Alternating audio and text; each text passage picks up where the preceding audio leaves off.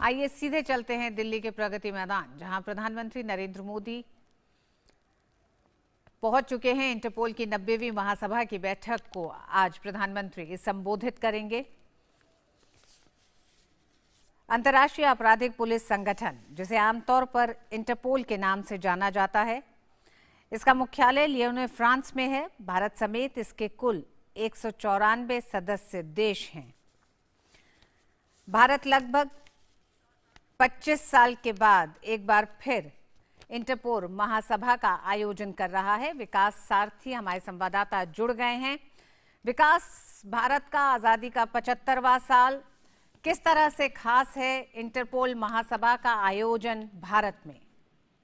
जी ऋतु, बिल्कुल ये आजादी का अमृत काल जो हम मना रहे हैं उसी के तहत जो एक बहुत अहम बैठक होती है सालाना, जो जनरल असेंबली की बैठक होती है इंटरपोल की, वो इस साल आप बता रहे थे कि दिल्ली में हो रही है। बिल्कुल, और इसमें 195 देशों के सदस्य हिस्सा लेते हैं। इस बार जब भारत में ये बैठक हो रही है तो तकरीबन 2000 डेलीगेट्स हम कह सकते हैं कि यहाँ पर आए हैं हिस्सा लेने के लिए।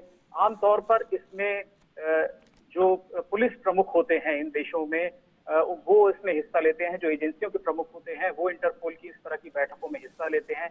जैसे अगर हम अपने यहाँ की बात करें, भारत की बात करें, तो इसमें सीबीआई जो है वो एक नोडल एजेंसी है इंटरपोल की। तो इंटरपोल के साथ जो भी कम्युनिकेशन होता है भारत के सुरक्षा के संदर्भ में, वो सीबीआई के जरिए सूचनाएं आती और जाती हैं। तो बहुत अहम है दुनिया भर की सिक्योरिटी के लिए इंटरपोल के बीच इस तरह का समन्वय। और इस विशेष खासतौर से इसको इस बार भारत में आयोजित किया जा रहा है। इसके पीछे बात ये भी है कि 2019 में जब गृह मंत्री ने इंटरपोल के महासचिव से जो उनकी बातचीत हुई थी, उसमें उन्होंने न्योता दिया था और उन्होंने कहा था कि जो आजादी का अमृत काल चल रहा है, इस दौरान अगर भारत में इसका आयोजन किया जाए तो ये एक बहुत महत्वपूर्ण आयोजन होगा। और इंटरपोल ने भारत के आग्रह को, भारत का जो प्रस्ताव था उसको स्वीकार करते हुए इस बार इसको भारत में आयोजित करने के लिए अपनी मंजूरी दी थी। और ये 18 से लेकर के 21 तारीख तक चलेगी। इसमें कई कार्यशालाएं होंगी, सूचनाओं का आदान प्रदान होगा। और अगर हम इंडियन एजेंसीज की बात करें तो दुनिया भर में ये माना जाता है कि साइबर क्राइम से निपटने में भारतीय एजेंसियों की खास भूमिका रही है। तो इसमें जो भी सदस्य देश हैं वो आपस में अपने अनुभवों को साझा करेंगे। भारत के पास एक साइबर एक्सपर्ट्स जो हैं वो इंटरपोल का एक महत्वपूर्ण हिस्सा हैं और वो रियल टाइम में सूचनाओं का आदान प्रदान करते हैं, इंटरपोल और भारतीय सुरक्षा एजेंसियां। प्रधानमंत्री आज इसका जो इनॉग्रल सेशन है उसको संबोधित करेंगे और भारत के नजरिए से अपनी बातें रखेंगे कि भारत की क्या भूमिका है अंतर्राष्ट्रीय वैश्विक सुरक्षा सुनिश्चित करने में। इससे पहले भी प्रधानमंत्री का इंट्रोडक्शन कराया जाएगा औपचारिक तौर पर, जो प्रमुख सदस्य हैं, डेलीगेट्स हैं उनसे। और उसके बाद यहाँ पर एक कार्यक्रम भारतीय पुलिस के इतिहास और उसकी उपलब्धियां जो रही हैं उनको लेकर के एक एग्जीबिशन भी है, उसमें प्रधानमंत्री जाएंगे। ये कार्यक्रम है और इसमें जैसा हमने कहा कि क्योंकि बैठक भारत में हो रही है, लेकिन इसमें मेजबानी भारत कर रहा है और प्रधानमंत्री की अगवानी के लिए जो इस वक्त अध्यक्ष है इंटरपोल के, प्रेसिडेंट है, वो पहुंचे और प्रधानमंत्री का संबोधन होगा। लेकिन उससे पहले कई और अन्य लोगों का भी संबोधन है, जिसमें भारत की तरफ से सीबीआई डायरेक्टर अपनी बात रखेंगे इस इनॉग्रल सेशन में। तो बहुत अहम है और कुछ की एरियाज इसमें आइडेंटिफाई किए गए, चिन्हित किए गए हैं, जिनमें हम बात करें साइबर सिक्योरिटी है, ह्यूमन ट्रैफिकिंग को रोकने के लिए क्या कदम उठाए जा सकते हैं। और फाइनेंशियल, प्रधानमंत्री इस महासभा का उद्घाटन कर रहे हैं। साथ ही जिस तरह से आपने बताया कि मौजूदा दौर की जो नई चुनौतियां, खासकर संगठित अपराध के रूप में जो सामने आ रही हैं, कुछ नए आयाम दिखाई देते हैं, उन चुनौतियों को उनको देखते हुए, और अगर साइबर अपराधियों की हम बात करें तो वो एक ऐसा क्षेत्र है जिसमें भारत को अन्य देशों का सहयोग भी चाहिए। ऐसे में इंटरपोल महासभा का आज का आयोजन किस तरह से आपको लगता है न सिर्फ भारत के लिए एक मददगार साबित होगा, बल्कि तमाम उन देशों के साथ संगठित तौर पर इन अपराधों से कैसे निपटा जाए? जी ऋतु, बिल्कुल, जो जिन मुख्य क्षेत्रों की हम लोग बात कर रहे थे कि जिन पर कार्यशाला आयोजित होनी है और जिनमें एक दूसरे के पास जो भी अनुभव है उनको साझा किया जाना है, उनमें साइबर क्राइम, फाइनेंशियल जो ट्रांजैक्शंस हैं, खास तौर से जिनको हम कहते हैं प्रतिबंधित संगठन किस तरह से फाइनेंशियल ट्रांजैक्शन करते हैं। और आप अगर आतंकी गतिविधियों को, आतंकी घटनाओं को देखें, दुनिया की जो अहम घटनाएं हैं उनमें फाइनेंशियल ट्रांजैक्शन बहुत रखते थे।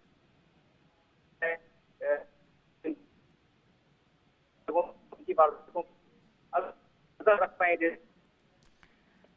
विकास, प्रधानमंत्री इस समय उस प्रदर्शनी जो प्रदर्शनी तैयार की गई है आज उसका अवलोकन कर रहे हैं। हम चाहेंगे कि अगर आप कुछ उस पर कुछ जानकारी दे सकें कि इस प्रदर्शनी में क्या चीजें मुख्य रूप से तमाम देशों के सामने रखी गई हैं, क्या वो तकनीक रखी गई हैं जिसके जरिए इन अपराधों से निपटा जाए?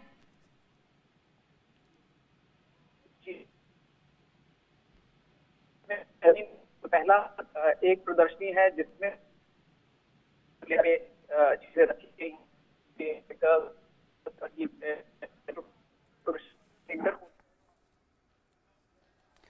प्रधानमंत्री इस समय एक जो प्रदर्शनी का आयोजन किया गया है इंटरपोल महासभा के आज के आयोजन में, उसका अवलोकन कर रहे हैं। ये माना यह जा रहा है कि इस प्रदर्शनी के जरिए भी जिस तरह से तमाम वो नए अपराध और खासकर इंटरपोल जिन अपराधों से निपटने के लिए तैयार किया गया है, साइबर अपराधियों को, मादक पदार्थ के सौदागरों, बाल शोषण करने वालों पर अंकुश लगाने के लिए, इन तमाम अपराधों की देखरेख या फिर धरपकड़ करने के लिए इंटरपोल तमाम देशों के साथ एक सामंजस्य के साथ, एक सहयोग के साथ इन अपराधों के खिलाफ काम करता है।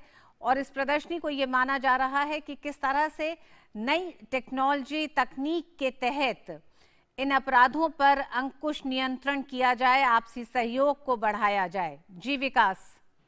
जी ऋतु, बिल्कुल। इसमें इंटरपोल की जो अलग अलग गतिविधियां हैं, बहुत सारी चीजों पर इंटरपोल नजर रखता है, जिनमें ह्यूमन ट्रैफिकिंग एक बहुत बड़ा मसला है। इसको लेकर के इंटरपोल ने एक डेटाबेस भी तैयार किया है। उनके पास एक पूरा डेटाबेस है जिसमें जिनको हम कहते हैं डिसअपीयर्ड, जो गायब हो गए लोग हैं, उनकी जानकारी है। जो ज्यादातर ये माना जाता है कि मानव तस्करी का शिकार हो जाते हैं। ये जो हम कहें समस्या, वो विकासशील देशों में और गरीब देशों में काफी ज्यादा देखने को मिलती है, जहां पर ह्यूमन ट्रैफिकिंग एक बहुत बड़ी चुनौती है। इस ह्यूमन ट्रैफिकिंग का हिस्सा ये भी है कि कुछ देशों में जो इस तरह की मानव तस्करी होती है वो दो देशों के बीच होती है, यानी एक देशों से तस्करी करके ह्यूमन रिसोर्स को दूसरे देशों में ले जाया जाता है।